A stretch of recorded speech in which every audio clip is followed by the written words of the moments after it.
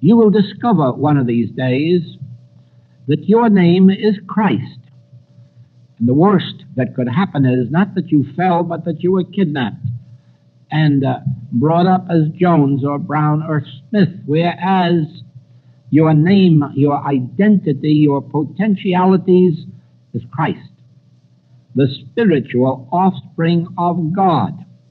And that in any moment that this is revealed to you, all that has been imposed upon you by this human belief drops away, and you begin to perceive your own nature, your own identity, and it doesn't take you long to get used to the atmosphere of spirit, which is your original abiding place. Let us, in this moment, do away with the belief of being a fallen man or woman who has to, in some way or other, struggle back to the kingdom of God, and let us realize that here and now, I and the Father are one. The Father is spirit, and I am the offspring of spirit, therefore spiritual. And I am of the household of God, under the dominion of God, joint heir to all the heavenly riches,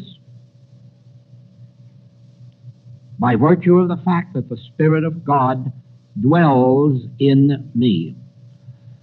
God never removed His Spirit from me, and certainly no man had the power to undo the work of God. Therefore, the Spirit of God that dwelt in me in the beginning must be the Spirit of God that dwells in me now, awaiting recognition. Awaiting first recognition, acknowledgement, and finally realization. It is true that at first something must sing within us that says this must be true, or else we must acknowledge that God is not omnipotent, that God permitted His Son to fall, that God made possible the failure of man to live and move and have his being in God, or that God instigated the fall. And you wouldn't like to ascribe such things to God. You would not like to believe that there is a God capable of losing a son, even one son out of all the billions of sons that have been manifested as form.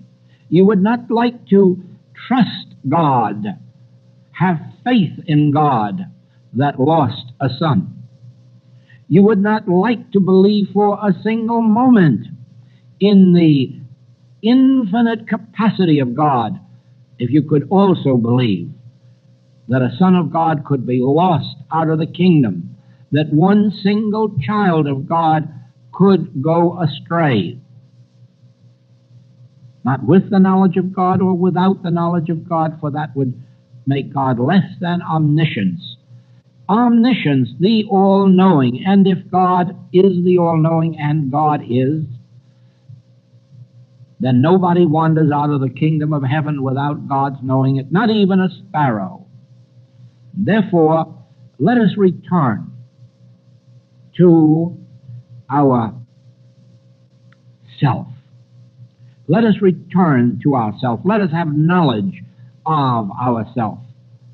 God is not capable of losing a son. Therefore, I have never left the kingdom of God. I have never left the jurisdiction, the government of God. I have never come under any law but the law of God, and have never lived any life but the life of God. God, life is the life of all being, and there never has been another. I and my Father are one is an indestructible relationship. It never had a beginning, it will never have an ending, and certainly it didn't end in the Garden of Eden.